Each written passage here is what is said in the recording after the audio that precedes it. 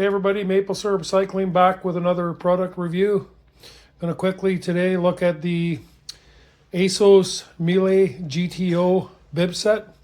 This is the endurance version. Once I open the box and get it out, I'll sort of talk you through some of the finer features of it. This is a very expensive kit. I guess the whole premise of this video is to discuss whether or not high cost bibs are really worth it. And I plan to do a bit more content with this bib after I've worn it for a little while. So the price in Canada for this bib is about $525. Really expensive, you know. Some Chinese wheel sets are less. But the question that comes is whether or not this is actually worth the money. Does it give you relief on long rides? Is it comfortable? What does it wear like? Etc., etc. So now I'm just going to get the box open and I'll show you what it looks like and discuss some of the claims that ASOS is making on this bib set. So on this bib, Lusso Omologato actually means basically luxury, kind of luxury cut, luxury brand. Some of the features in this product, they're using an Ocedia, so that's the type of fabric that's used in this bib, and this is done to basically balance between frictionless comfort and muscle supporting compression. So the engineering, they've got the roll bar, which is a patent bracing design adapted from racing. It stabilizes the insert and locks it in place, so you don't have pilling, balling, or any uncomfortable sort of situations in your lower groin area. I'm just going to open it up now and get it out. So here's how it's packaged. They're very much about green. One of the reasons why it costs so much is their goal is to sell you a bib that's going to last for a long time and not require you to buy another. So ideally you would have less bibs that are higher performance. As you can see, they don't run like some of the cheaper bibs. This is more of a strap system, allowing you to have a better breathing condition on your body. When you go inside and you start to look at the actual chamois, what you're going to notice right away when I compare this against, this would be an entry-level chamois.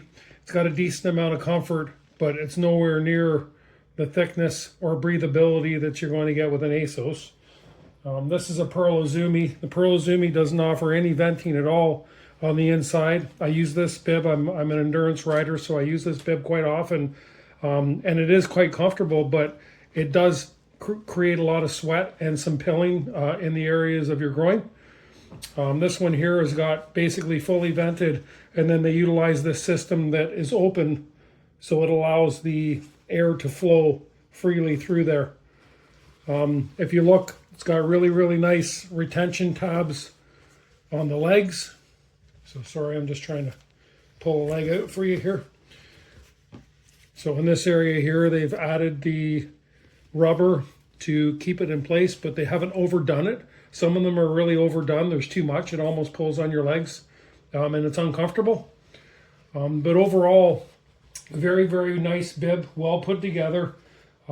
It's even got venting on the straps so that you can kind of let the sweat roll and not get all sort of caught up and sweaty. So this bib, like I said, in Canada, this bib is going to run you about $525 retail. You might be able to find it cheaper on sale or something like that. I would imagine in the US, it's probably somewhere in the neighborhood of $390.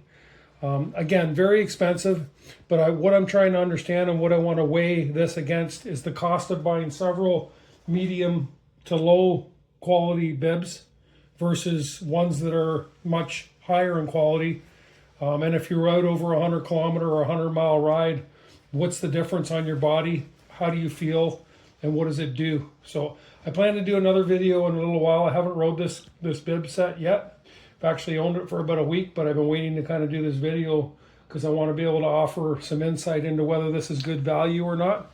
Even though $500 seems crazy for a set of bibs, I had to give this a try to understand how the pros and how people who can afford to pay this for a bid, is it truly worth it?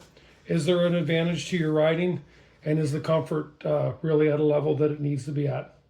Anyway, thanks for watching Maple Syrup Cycling. Check back when I do my longer term video on this, and I'll be happy to tell you whether it performed. Thanks.